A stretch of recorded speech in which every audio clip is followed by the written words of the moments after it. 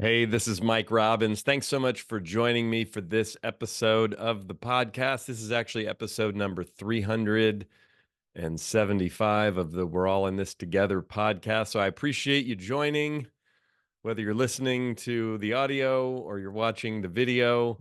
It's nice to be here with you today. And I want to talk about something. This is kind of a theme that I've been talking about in different ways on recent episodes, but I want to really dive deeply into change and the fact that things can and will change all the time. I mean, clearly, sometimes we go through more significant changes than others. Sometimes there's a big change in our life, there's a big change in our work situation or the team or the company or what's happening around us in our family or in our community or in our country or world. And, sometimes things may be quieter in terms of change, but, I mean, there's lots of cliches about change, but what's one of them? The only constant in life is change. And I've been thinking about this in the context. Now, as I'm recording this, we've been going through quite a bit of change here in our country, in the US. This has been one of the most fascinating and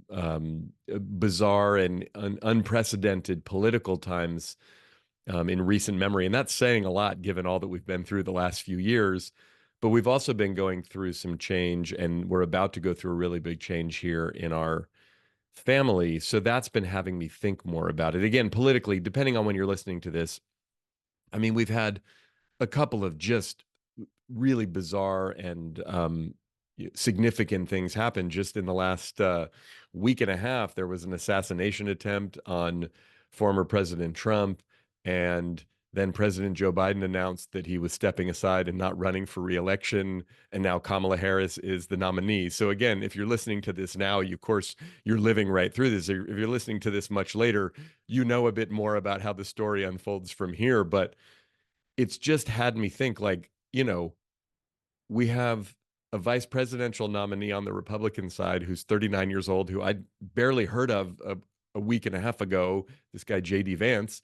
And we now have Kamala Harris, who we've all known because she's been the vice president and she was our senator here from California. And I mean, Kamala Harris was the DA in San Francisco when I was living in San Francisco, but now she's running for president and we're waiting to see who she's going to pick as her vice presidential nominee. And again, whether you're into politics or not, and this isn't even really about the politics, but like literally 2 weeks ago, we didn't know who the running mate was going to be for Trump on the Republican side. And we thought that, you know, Joe Biden and Kamala Harris would be on the ticket on the Democratic side, and that has changed significantly. So that's a big change collectively. And then there's going to be an election in November that whatever happens, it's going to be some significant change and something very different. And again, whether you follow politics or not, maybe you live in another country, you live somewhere far around the world, and so American politics isn't something that you pay much attention to. But change happens. Change happens politically. Change happens socially. And sometimes when we're living through times of change, I mean, think about the massive amounts of change that we've all lived through over the last 4 or 5 years. Um, it's sometimes hard to have it in context, but it happens. And in a lot of cases, whether we want it to or not, right? I turned 50 earlier this year, as I talked about here on the show. And it's like some days I still go, wait a minute, am I 50? How did that happen? Right? It's like it's a trip, right? Aging is a trip, changing, evolving, and life is a trip. Our oldest daughter, Samantha, is a few weeks away from heading off to college. She graduated from high school, a little over a month ago. And this is a significant change in her life, in the life of our family. I mean, and I'm, going through a lot of the emotional experiences, as you can probably imagine, the pride and the joy and the excitement for her and the sadness and the fear and the, oh my gosh, how it, right? I look at her and I still think, wait, aren't you like 7? What happened? So again, like I've been like right up in my face, there's been an opportunity to look at how I think about and relate to change and watch big changes happening again, politically, socially around all of us. Watch this big change happening and it's coming here in our family and trying to, imagine what it's going to be like or how to prepare for it. And in a lot of cases, we can't really. We just have to experience it. But whatever's going on in your life right now, maybe you're going through lots of big changes, maybe not.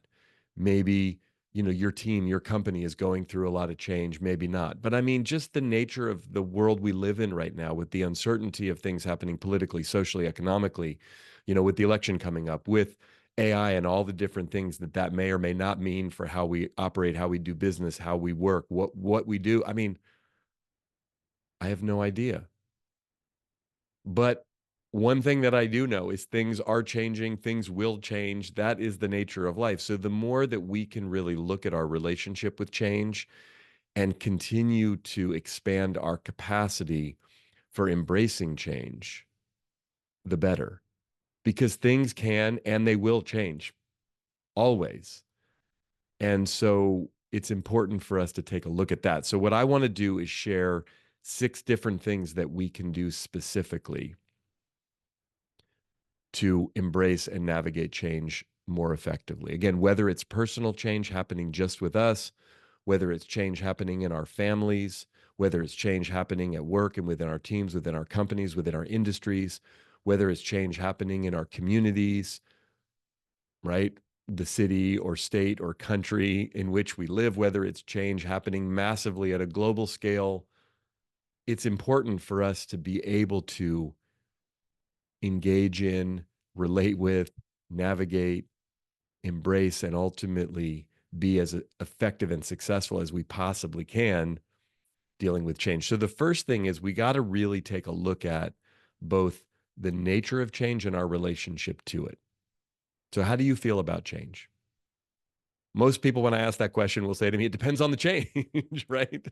And that's true, right? Depending on the nature of the change, it depends. I may feel really great about an exciting, expansive, growth oriented change. I may not feel as good about a change that is, I may deem to be, less positive or less enjoyable or one that I didn't necessarily choose or want.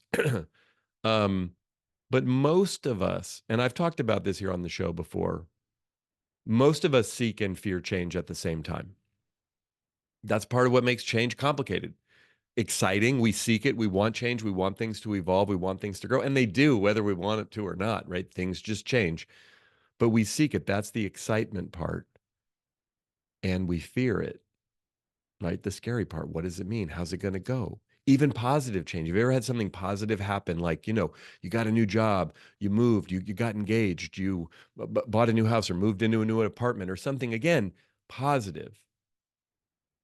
And then you were like upset or kind of freaked out about it. Yeah. Am I ready for this? Can I handle this? Am I right? You get the promotion and you're excited, but then all of a sudden you're like, oh, I got to do the job, right? I remember getting my first book deal and I was thrilled. Like I'd been working on this for years, tons of rejections, tons of iterations of the process.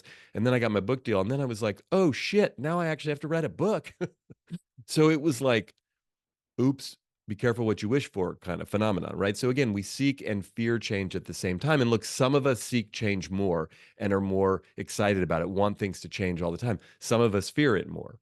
And again, depending on our personality, depending on our stage of life, depending on the nature of the change, we might find ourselves more in that seeking or fearing place. I do a lot of work with teams and organizations going through change, massive growth, which is exciting, but can be pretty stressful, right?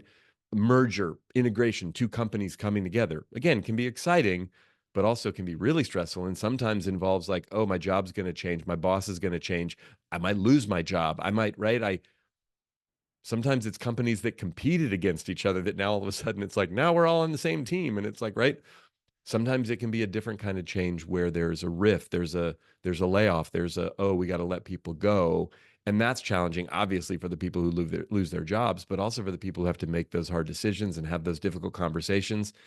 And for the people who are left, like, is it going to be me next? Is it going to happen again? So really paying attention to what's our relationship to change. The nature of change is that it's always happening, whether we want it to or not.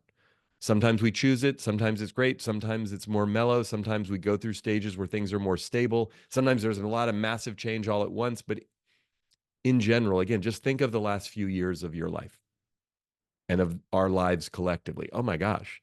So much change. But think of a time prior to the last 4 or 5 years where maybe it was more sort of collectively stable. You probably were dealing with a decent amount of change. And even if you weren't, like when things are pretty stable and constant, there's always the possibility of change, right? Even when things are going really well. I mean, sometimes we actually don't end up appreciating and enjoying the good times because we're waiting for the other shoe to drop. We're waiting for something bad to happen or for it to change instead of just enjoying, like, hey, it's pretty good right now. Maybe I should enjoy this because it's not maybe always going to be this way. And that's true. It's hard to, I mean, a lot of my work over the years has been about appreciation. Can we appreciate the moment? Can we appreciate each other? Can we appreciate ourselves? Sometimes it's hard to appreciate things until they change. So, really paying attention to the nature of change and our relationship to it is the first step. To be in that constant inquiry and see what can we do. The second thing is really about, can we embrace uncertainty with a growth mindset? Can we really embrace the fact that things are going to change? Whenever I get really scared about something bad that might happen, which I do, I worry more than I would like to be perfectly honest. I realize, there's that saying, this too shall pass, which is true, by the way, with both hard things and wonderful things. My friend and mentor, Dan Millman, who wrote the great book, Way of the Peaceful Warrior, said something to me years ago that I thought was kind of a little cynical, but kind of funny. He's been speaking and teaching for years. If you're not familiar with Dan Millman, check out his work, check out his books. Way of the Peaceful Warrior was a seminal book in my life when I read it in my early 20s. It had a big impact on me personally, but also was one of the books that I read that really inspired me to want to write, to want to speak, to want to do this work. So I hold Dan and that book in really, really high esteem and high regard. But Dan said that sometimes when he's done speaking, people will come up to him and say, Dan, that was so amazing. I'm so inspired. And he'll often say, don't worry, it won't last. Which again sounds kind of cynical and snarky, but he's like, I'm trying to remind people that like inspiration ebbs and flows.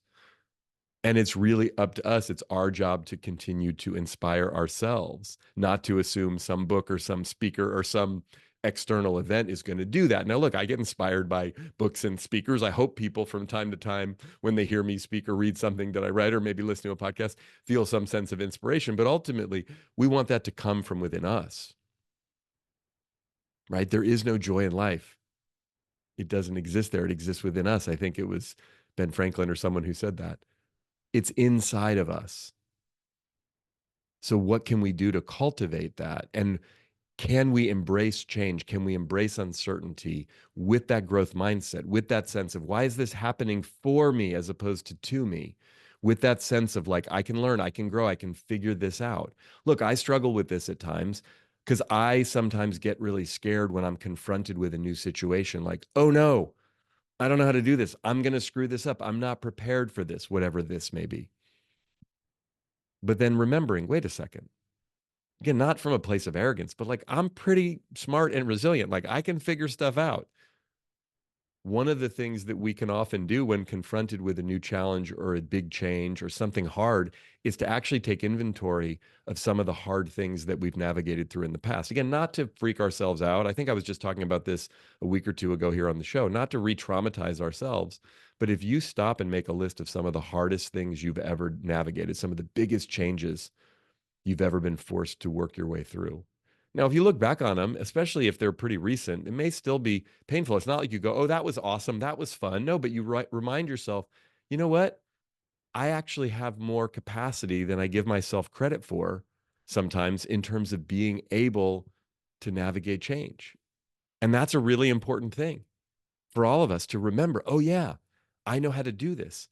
I've done this before. Again, if you're someone who loves change and just easily embraces uncertainty, awesome. But if you're not, which is the case for most of us, especially when the change can be really big or scary or not necessarily something we want or we feel like we're prepared for, it can be intimidating. But can I embrace the uncertainty, which is vulnerable, which can be really scary, right? Seek and fear change at the same time.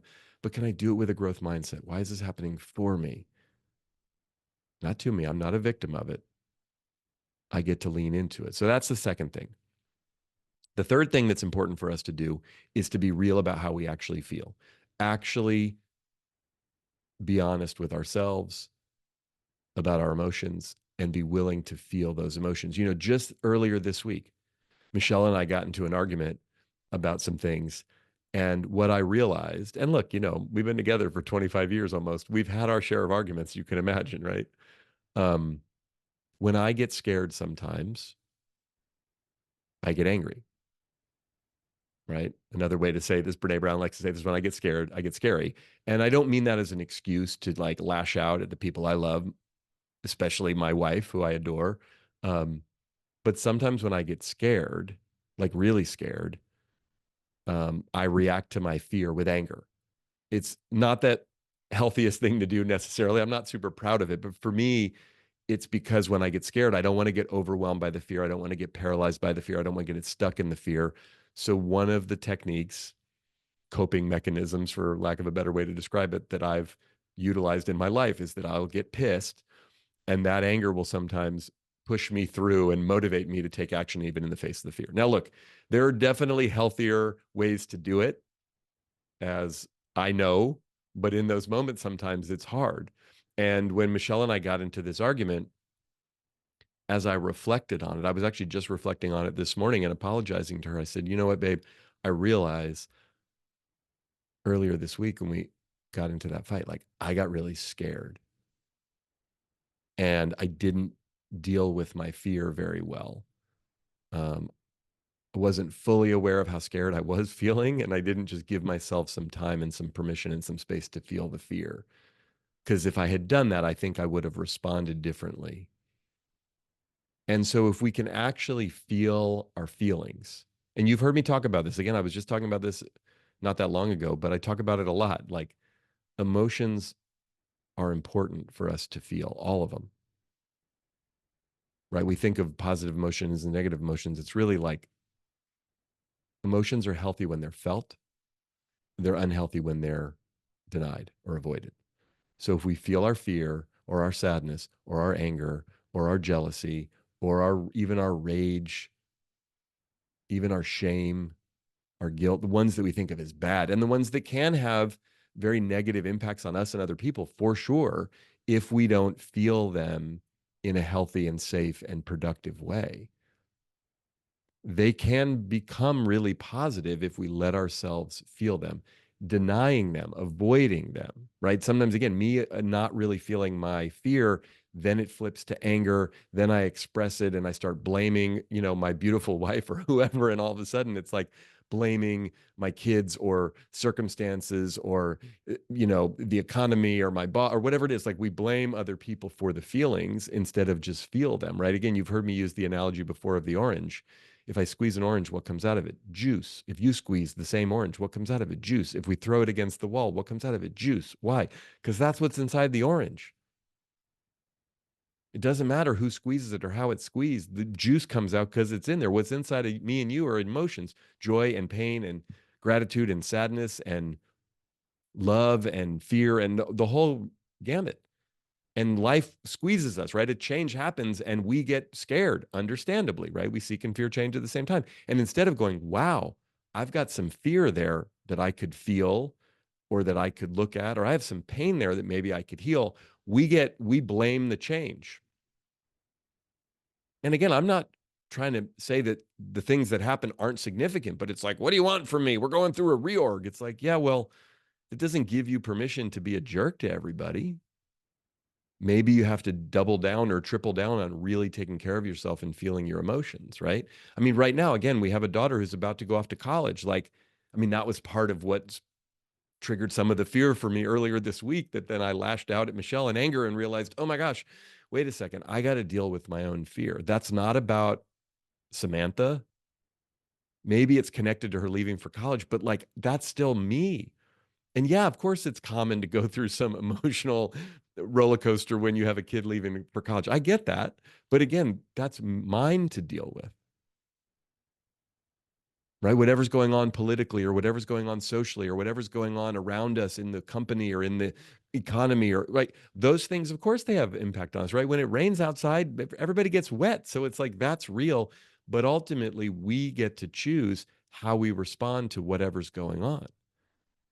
So, can we actually be real about how we feel? Because in the face of change, emotions come up. Fear is a big one, sadness can be another one.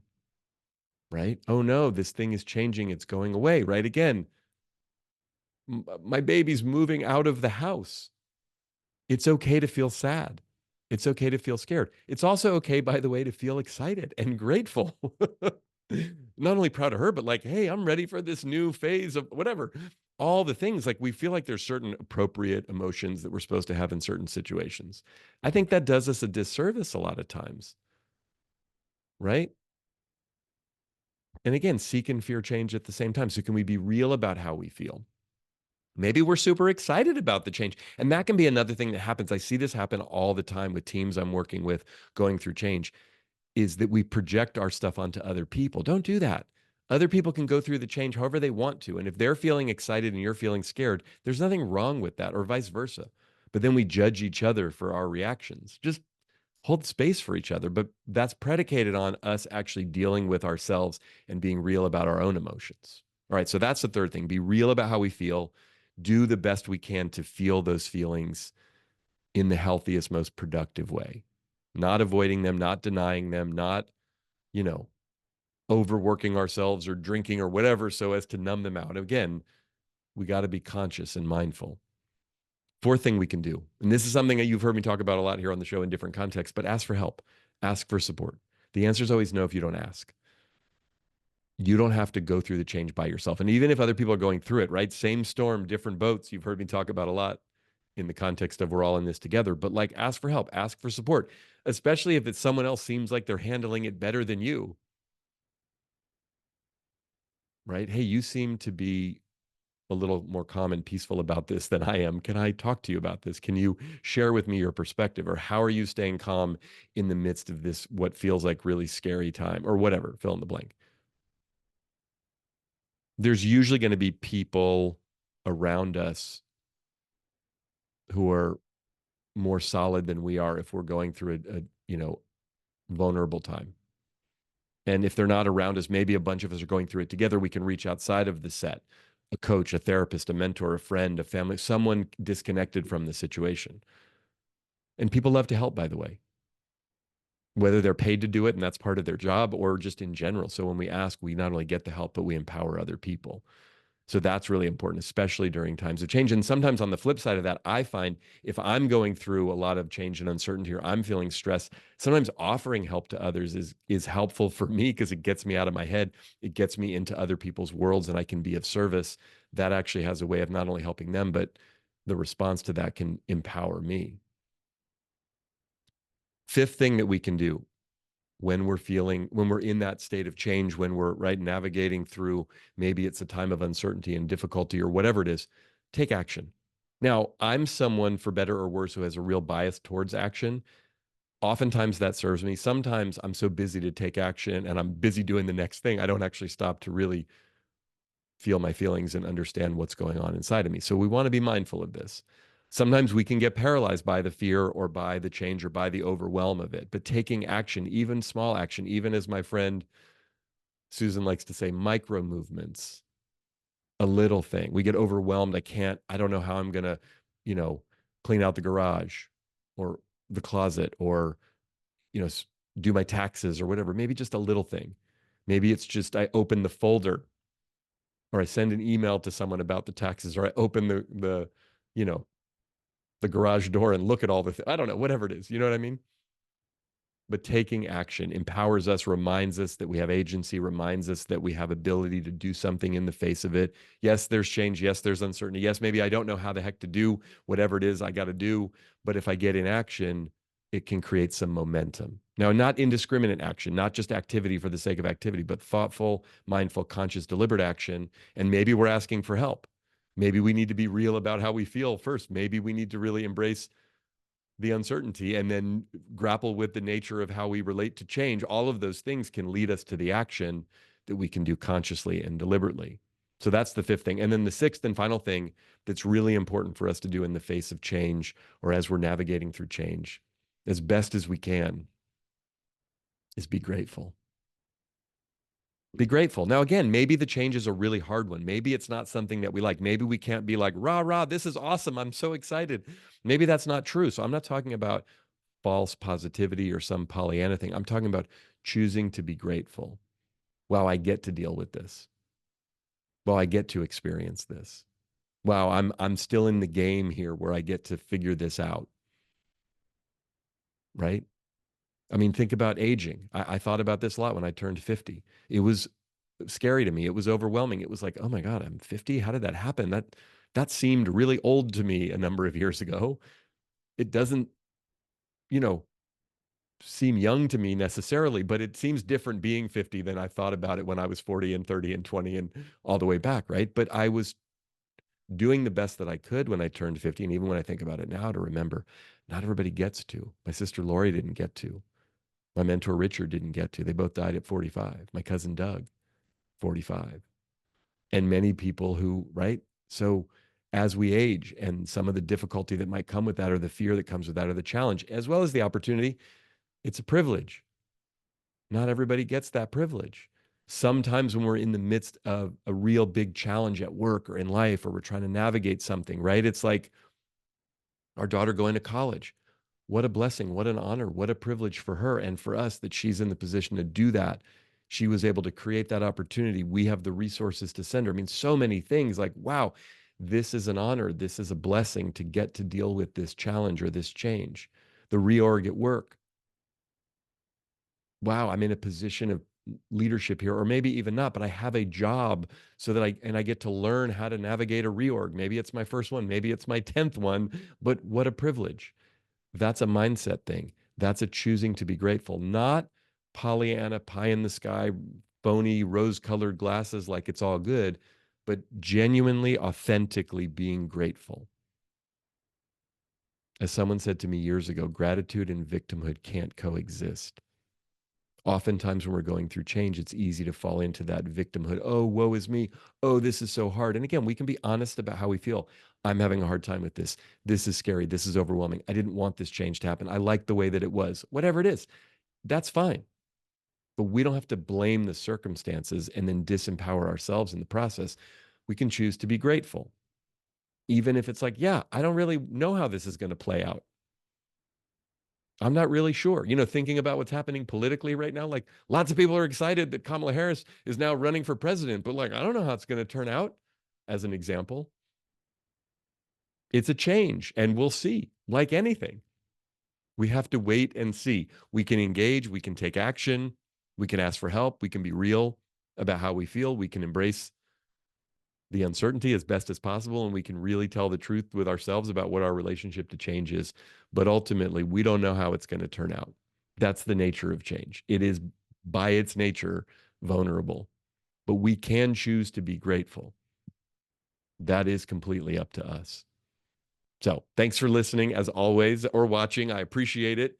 Make sure to hit the subscribe button, either here on YouTube or in the podcast app you're listening to this to.